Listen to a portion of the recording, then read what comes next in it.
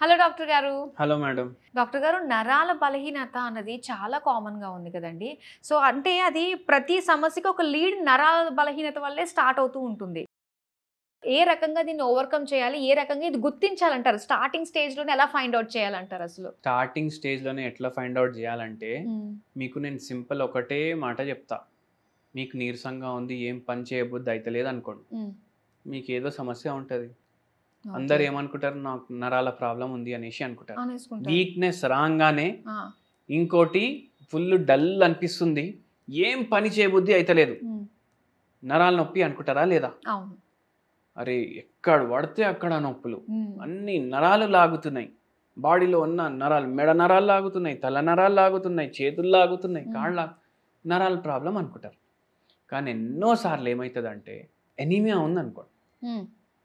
రక్తహీనత ఉంటే కూడా ఫుల్ వీక్‌నెస్ ఉంటది. ఓకే. మన దగ్గర ఒక హస్బెండ్ వైఫ్ వచ్చిండ్రు. హ్మ్. Wife age 37 ఇయర్సే. హ్మ్. వైఫ్‌కి ఏం ప్రాబ్లమ్ ఉంది అంటే ఫుల్ డే నీరసంగా ఉంటుంది. హ్మ్. చేతులు లాగుతున్నాయి, కాళ్ళు లాగుతున్నాయి. ఇప్పుడు తినడానికి కూసుంటారు కదా! వాటర్ తీసుకొని కూసోవడం మర్చిపోయినారు అనుకోండి. హ్మ్. అది లేవబుద్ధి కూడా కాదు. ఓహ్!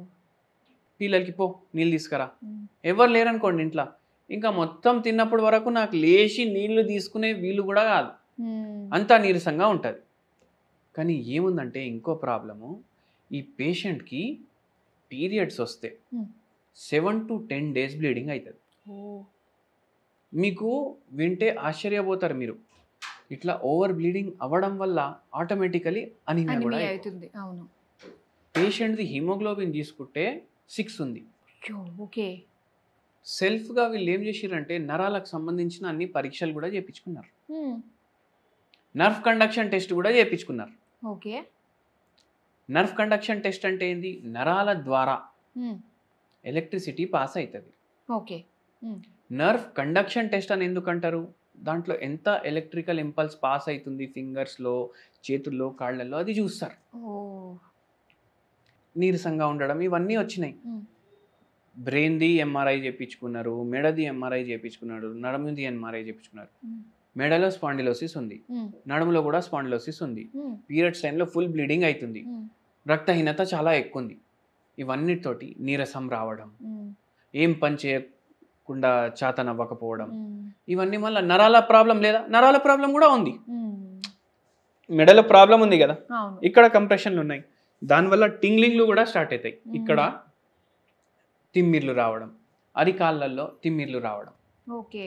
అయితే ఈ పేషెంట్‌కి మనం మందులు ఇచ్చినాము. పీరియడ్స్ ప్రాబ్లమ్ సెట్ అయింది. హుహు. రక్తహీనత సెట్ అయింది. 6 నెలల్లో ట్రీట్మెంట్ కూడా ఆపేసినాం. స్పాండిలోసిస్ తగ్గిపోయింది మెడలో, నడుములో. హ్మ్. ఏం చెప్పినామంటే రోజు మీరు ఆకుకూరలు తినాలి. హుహు. ఏది? ఏదంటే అది. ఓహ్! ఆకుకూరలు తినాలి. హ్మ్. ఏ వెజిటబుల్ గ్రీన్ ఉంటది గదా! అది ఎక్కువ ప్రిఫర్ చేయాలి. హ్మ్. లేడీస్ ఫింగర్ గ్రీన్ ఉంటది. హ్మ్. దొండకాయ గ్రీన్ ఉంటది. మళ్ళా దాని తర్వాత కీరా గ్రీన్ ఉంటది. హ్మ్. మళ్ళా దాని తర్వాత స్పినాచ్, కొత్తిమీర, కరియాపాకు, కొనగంటి కూర, గోంగూర ఇవన్నీ గ్రీన్ ఉంటాయి గదా! తినండి. ఆ! ఐరన్ పోతది బాడీలో. హ్మ్. ఐరన్ తగ్గుతది గదా! హ్మ్. హిమోగ్లోబిన్ తగ్గుతది గదా! మనం మందులేమో హెల్ప్ చేస్తాయి. హ్మ్. హిమోగ్లోబిన్ పెరగడానికి, ఐరన్ పెరగడానికి. హ్మ్. ఐరన్ పోతేనే పెరుగుతది గదా! అవును. నోట్లోకెళ్ళి కడుపులో పోతేనే అది అబ్జార్బ్ అయితది. హ్మ్. మళ్ళా బి12 డెఫిషియన్సీ ఉండే పేషెంట్‌కి. హ్మ్. అనీమియాకి మెయిన్ రీజన్ బి12 డెఫిషియన్సీ. నరాలు డ్యామేజ్ అవ్వడానికి పెద్ద రీజన్ బి12 డెఫిషియన్సీ. ఓకే. అది కూడా కవర్ అయిపోయింది పేషెంట్‌కి. ఆహా! మళ్ళా దాని మీద ఇప్పుడు ఈ పేషెంట్‌ది ఇట్లా చెప్పినా మీకు. ఇట్లా నరాల నొప్పులు ఎందుకొస్తాయి? రక్తహీనత లేకపోవడం వల్ల వస్తాయి. హ్మ్. మీకు పెక్యులియర్ కేస్ చెప్తా నేను. హ్మ్. ఒక పేషెంట్ వచ్చారు మన దగ్గరికి. హ్మ్. ఏడికెళ్ళి అంటే వాడి నుంచి వచ్చిండ్రు. వాడి ఎక్కడంటే కర్ణాటకలో ఉంటది. ఓకే. తెలంగాణ, కర్ణాటక బార్డర్‌లో ఉంటది. ఆహా! బ్యాంక్‌లో ఎంప్లాయీ. హ్మ్. ఏం పని చేస్తారు బ్యాంక్‌లో? క్యాషియర్ జాబ్ చేస్తున్నారు. ఆ! క్యాషియర్ జాబ్‌కి ఏం పని చేయాలి? నోట్లు కౌంట్ చేయాలి కదా! అవును. ఫుల్ డే చేయి ఇట్లనే ఉంటది. అంటే ఆ! మెషిన్‌లో పెట్టినా మళ్ళా చేసుకుంటారు. చూడాల్సిందే. ఆ! అవునా కదా! అవును. మెషిన్‌ని నమ్మలేం సార్ అని అంటారు. హ్మ్. ఒక్కొక్కసారి కొందరు 2 నోట్లు ఇట్లా ఫోల్డ్ చేసి పెడతారు. అది చేసి 35 ఇయర్స్ నుంచి అదే పని చేస్తున్నారు. హ్మ్. ఎందుకు ప్రమోషన్‌లు అయిపోతాయి కదా! నేను ప్రమోషన్ తీసుకోలేదు. హ్మ్. మా పిల్లలు చిన్నగుండే వాళ్ళ చదువు చూసుకోవాలి. వాళ్ళు పెద్దగా అవ్వడం చూసుకోవాలి. హ్మ్. లేడీస్కి ఇది ఒకటి ఉంటుంది కదా, ఒక్క పని చేస్తే అదే పని అంటే వాళ్ళు కెరియర్లో ఐదర్ కెరియర్ చూసుకోవాలి, నేను పిల్లలైనా చూసుకోవాలి. రెండు బ్యాలెన్సింగ్ అంటే చాలా చాలా కష్టం అయిపోతుంది. అవును. ఏమైందంటే ఈ చేతుల్లో ఫుల్ డే తిమ్మిర్లు, ఓకే, మెడలో ప్రాబ్లం లేదు, నడుములో ప్రాబ్లం లేదు, వెయిట్ కూడా నార్మల్ ఉంది. ఓకే, ఇప్పుడు మెడ నరాల్లో ప్రాబ్లం ఉన్న నరాల బలహీనత వస్తుంది, నడుము నరాల్లో ప్రాబ్లం ఉన్న నరాల బలహీనత వస్తుంది, అరికాల్లో కూడా మంటలు వస్తున్నాయి, చేతుల్లో తిమ్మిర్లు వస్తున్నాయి, షుగర్ వ్యాధి కూడా ఉంది. ఓకే, కానీ బక్కగా ఉన్నారు. ఎందుకు బక్కగా? ఈ మధ్యనే అయినరా 3-4 ఏళ్ళ నుంచి. అంటే అవును సార్. అంటే ఏమవుతుంది, మళ్ళీ షుగర్ పెరుగుతాయి బాడీలో, వెయిట్ తగ్గుతుంది, షుగర్ వ్యాధి పెరుగుతాయి. ఎందుకంటే కార్బోహైడ్రేట్ మెటబాలిజం అయితలేదు. ఈ చేయి మనం చూసినాము. ఇప్పుడు ఒక టెస్ట్ ఉంటుంది, అది సింపుల్గా ఎట్లా అంటే ఈ పార్ట్ ఉంటుంది కదా, దీన్ని కొద్దిగా గట్టిగా నొక్కినారు అనుకోండి, గట్టిగా నొక్కితే, గట్టిగా కూడా కాదు కొద్దిగా ప్రెషర్ వేసి నొక్కినారు అనుకోండి, చేతుల్లో తిమ్మిర్లు పెరుగుతాయి. కొద్దిగా నొక్కితే, మరీ గట్టిగా నొక్కితే అందరికీ పెరుగుతాయి, కొద్దిగా నొక్కితే పెరుగుతాయి. ఈ రీజన్ జర ఫ్లాట్ ఉంటుంది కొందరికి. ఇప్పుడు full day typing job, IT వాళ్ళు ఉంటారు కదా, ఫుల్ డే టైపింగ్ ఉంటుంది కదా కోడర్లకు, అవునా కదా, మెడికల్ ట్రాన్స్క్రిప్షన్ చేసేటోళ్ళకు. ఇప్పుడు ఒక్కటే పని కంటిన్యూ డెస్క్ మీద చేస్తున్నారు అనుకోండి, ఇది వస్తుంది. ఇది ఏముంటుంది అంటే ఇక్కడ మీడియన్ నర్వ్ అని నర్వ్ ఉంటుంది, ఇది కంప్రెస్ అవుతుంది ఒకటే పని ఇట్లా చేస్తే.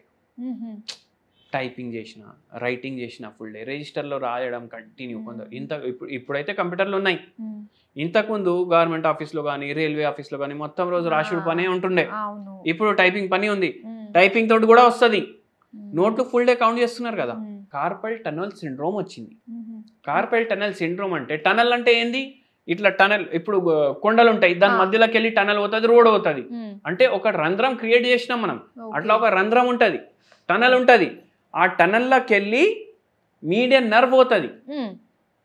ఆ టనల్ పొజిషన్ చేంజ్ అయింది, లేకపోతే ఇన్ఫ్లమేషన్ అయింది అంటే దాని మీద ప్రెషర్ పడుతుందా, పడదా? పడుతుంది. ఆ ప్రెషర్ పడడం వల్ల ఈమెకి అరిచేతుల్లో మంటలు, తిమ్మిర్లు విపరీతంగా ఇవి వస్తున్నాయి. షుగర్ వ్యాధి వల్ల కాళ్ళల్లో కూడా వస్తున్నాయి. మనం మందులు ఇచ్చినాం. ఈ అరిచేతులు తిమ్మిర్లు 4 నెలల్లో తగ్గిపోయినాయి. 10 ఏండ్ల నుంచి ఉంది అంట ప్రాబ్లం, 4 నెలల్లో తగ్గిపోయింది. రెగ్యులర్లీ మనం మందులు వాడినరు, అరికాల మంటలు కూడా తగ్గిపోయింది, షుగర్ వ్యాధి కూడా తగ్గిపోయింది పేషెంట్. అంటే నరాల బలహీనత ఇవన్నీ కూడా ఎక్కువగా లేడీస్లో ఎక్కువ ఉంటుందంటారా, లేదంటే జెంట్స్లో ఎక్కువ కనిపిస్తుందంటారా? ఇప్పుడు నరాల బలహీనత అంటే రోగాలు కూడా చూసుకోవాలి మనం. కొందరికి డీజెనరేటివ్ డిస్క్ డిజీజ్ అవుతుంది. అంటే ఏంది, మన వీపు, నడుము, మెడ, దీంట్లో వర్టిబ్రల్ కాలం ఉంటుంది. చాలా మంది లేడీస్కి గర్భసంచిలు పోతాయి కదా, ఏదో ప్రాబ్లం ఉండి పోతాయి కదా, వాళ్లకు ఈ రోగం వచ్చే ఛాన్స్ పెరిగిపోతుంది. బరువు ఎక్కుంది, బరువు ఎక్కుందంటే కూడా కార్పల్ టనల్ సిండ్రోమ్ రావచ్చు. ఎందుకంటారు బరువుకి దీనికి? అవును, మళ్ళా లోపల ఫ్యాట్ పెరిగి టనల్ చిన్నగా అయి దాంట్లోకి వెళ్ళి పోయి నరం కంప్రెస్ అయిపోవడం. ఇప్పుడు కొందరు మెస్లలో పనిచేస్తారు, ఏం చేస్తారు, చపాతీలు చేస్తారు కంటిన్యూ, మధ్యాహ్నం 4 గంటలు, నైట్ 4 గంటలు, ఇట్లనే ఉంటాయి వాళ్ళ చేతులు, దాంట్లో కూడా అవుతుంది. మళ్ళా మీరు జెంట్స్ అన్నారు కదా, నా దగ్గర ఇప్పటి వరకు ఒక 1000-2000 పర్టిక్యులర్ ప్రొఫెషన్ వాళ్ళు వచ్చిండ్రు. ఏం ప్రాబ్లం తోటి తెలుసా మీకు? సియాటికా ప్రాబ్లం తోటి. ఏం ప్రొఫెషన్ తెలుసా మీకు? ఏదో గెస్ కొట్టండి, వేగ్ గెస్ కొట్టండి. ఎక్కువసేపు నుంచోవడం వల్ల ఒక 2000-3000 డ్రైవర్లు వచ్చి నా దగ్గర కూర్చోవడం వాళ్ళకి ఎక్కువ. అవును, కూర్చోవడం, clutch brake, clutch brake, clutch brake, అది నొక్కోవడమే కదా పని. ఇప్పుడు మనం కూర్చుంటే ఇట్లా స్ట్రేట్ పెట్టుకొని కూర్చున్నాం, కాళ్ళు, వాళ్ళ కాళ్ళు ఇట్లనే ఉంటాయి, అంటే ఇట్లనే ఉంటాయి వాళ్ళ కాళ్ళు. వాళ్లకు సియాటికా ప్రాబ్లం రావడం, L4 L5 లో కంప్రెషన్స్ రావడం, డిస్క్ బల్జెస్ అవ్వడం. జెంట్స్ అంటే ఇవి వస్తాయి ఎక్కువ. మళ్ళీ డయాబెటిక్ ఎక్కువ ఉంటే వాళ్ళకు పెరిఫరల్ న్యూరోపతి వస్తుంది. అయితే ఇన్ని ప్రాబ్లం అంటే ప్రొఫెషన్ని బట్టి కూడా ప్రాబ్లంలు చేంజ్ అవుతాయి, జెండర్ని బట్టి కూడా ప్రాబ్లంలు చేంజ్ అవుతాయి. అయితే ఇన్ని రకాల ప్రాబ్లమ్స్ అందరికీ ఒక కామన్ రెమెడీ ఏదైనా చెప్తారా? కామన్ రెమెడీ నేను ఏం చెప్తానంటే, మీకు ఉన్న ప్రాబ్లం ఐదర్ B12 డెఫిషియన్సీ వల్ల ఉంది, వెయిట్ వల్ల ఉంది, లేదంటే షుగర్ వ్యాధి వల్ల ఉంది, ఇవన్నిటి వల్ల ఉంది కదా.